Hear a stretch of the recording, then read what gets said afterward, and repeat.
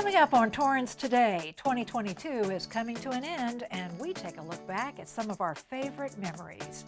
Join our firefighters and take part in the upcoming Community Emergency Response Team. And are you looking for a new job in the new year? The city is hiring. All this and more coming up right now on Torrance Today.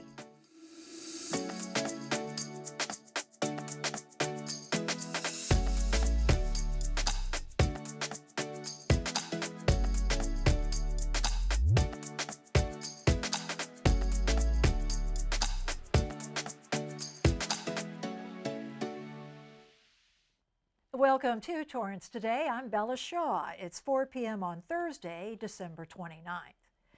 I hope you're wrapping up a good week and a great year. Thank you so much for joining us. Here is our first story. Well, it is hard to believe, but 2022 is wrapping up, and this is our final show for the year. So today we are reflecting on the past year, seeing where we started, highlighting major milestones, and looking ahead to 2023. The first show in 2022 was COVID-19 Today, a daily newscast that began in 2020 and kept viewers updated on the latest COVID-19 numbers. On January 3rd, we reported that there was a total of 1,741,292 cases of the coronavirus in LA County, with 12,702 cases right here in Torrance. That number grew to more than 3.6 million, with more than 32,000 cases in Torrance. But the pandemic did not stop the city from celebrating the grand opening of multiple new businesses. Starting with the South Bay Woman Gym and Day Spa in January. The following month, Sunrider International celebrated its 40th anniversary with a ribbon-cutting ceremony.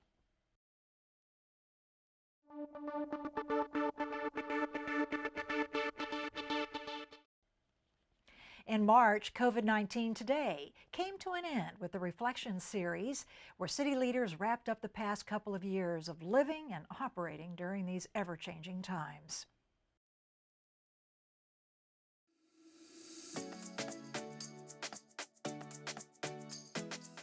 We launched Torrance Today in April, sharing the latest news from and for our community.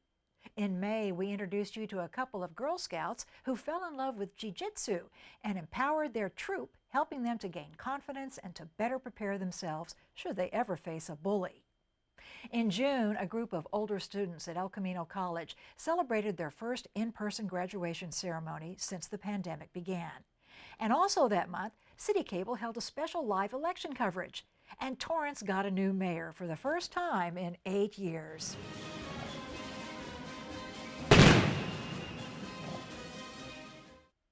Then came the 4th of July and the city's iconic fireworks show.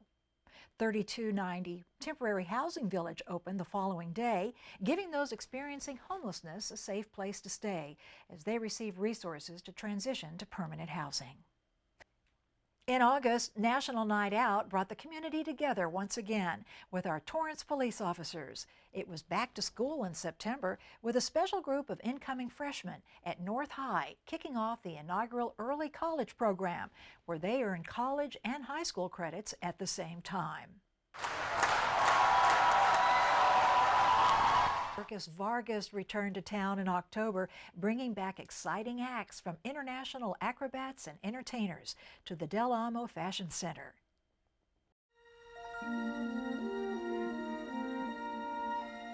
Thanks for your dedicated service to this great country. We saluted our veterans in November with a virtual program, which included special greetings from our Torrance community members.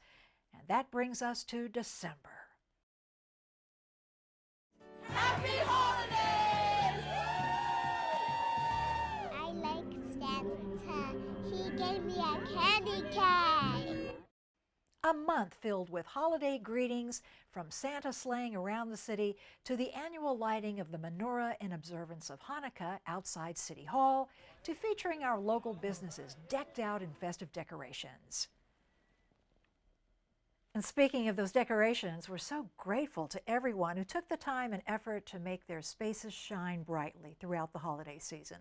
From an elaborate hotel lobby at the Doubletree by Hilton, to our small businesses in Old Torrance, to a local hospital. Thank you for showing us your holiday spirit. We look forward to seeing your wonderful displays again next year. Well, how about kicking off 2023 by watching the Rose Parade live? Tickets are still available to support the Torrance Rose Float Association and cheer on our city's float when it glides down Colorado Boulevard.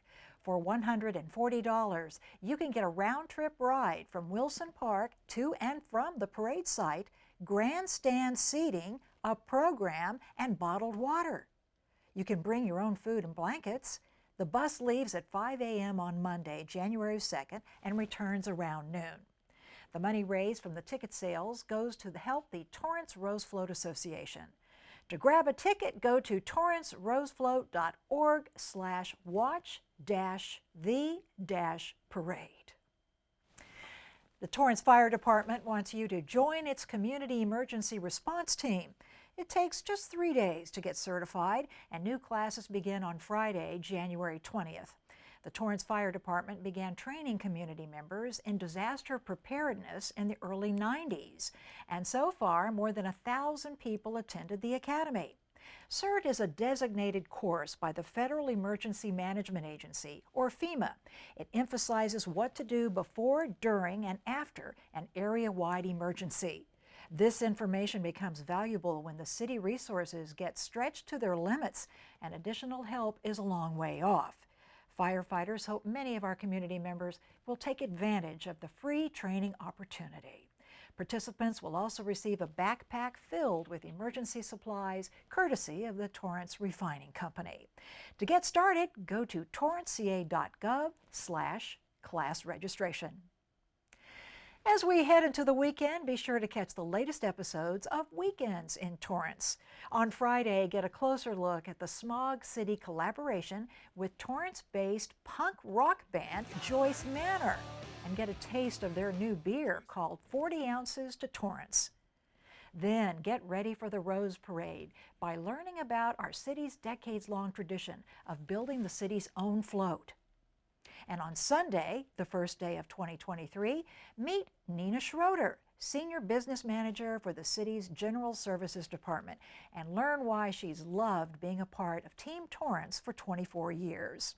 Many positions are open right now, and if you're looking for a career change in the new year, we hope there's the perfect position for you. All this and more on Friday, Saturday, and Sunday right here on Torrance City Cable. Well, still ahead on this thoughtful Thursday, the Salvation Army of Torrance gives us an update on its Red Kettle campaign when we come back in 60 seconds. A Dog's Way Home is the story of the extraordinary lengths a dog will go to in order to get back to their family. Every year, millions of dogs and cats end up in shelters and rescue groups. We found our Bella at a shelter in Tennessee. When you adopt a shelter pet, you discover they're all pure love. Adopt pure love and help a shelter pet find their way home at theshelterpetproject.org. Yeah, and then she dumped me for my best friend. You want to see some photos of them that I took? I don't. I thought we talked about this, buddy. Buzzed and overshared again? Yeah. Yeah. I'm gonna call a car. That's a smart idea. So yeah, I know, that's why I did it. Hey, you're gonna get back to the top of the mountain. Does that mean I'm gonna get back with Christina? No. Oh. No.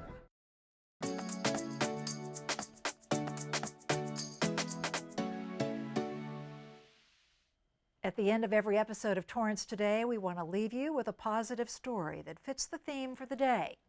On this thoughtful Thursday, the Salvation Army of Torrance thanks our community for giving so generously throughout the holiday season.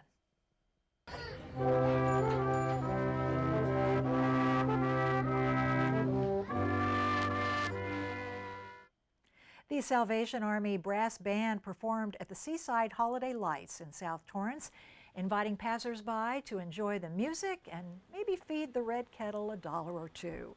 The organization raised $2,400 over the weekend. The campaign ended on Christmas Eve, raising a total of $70,700 to serve our area. While the campaign may be over, the holiday lights will remain on through New Year's Day. So stop by between 6 and 10 p.m. and take in the last moments of this holiday season while you still can.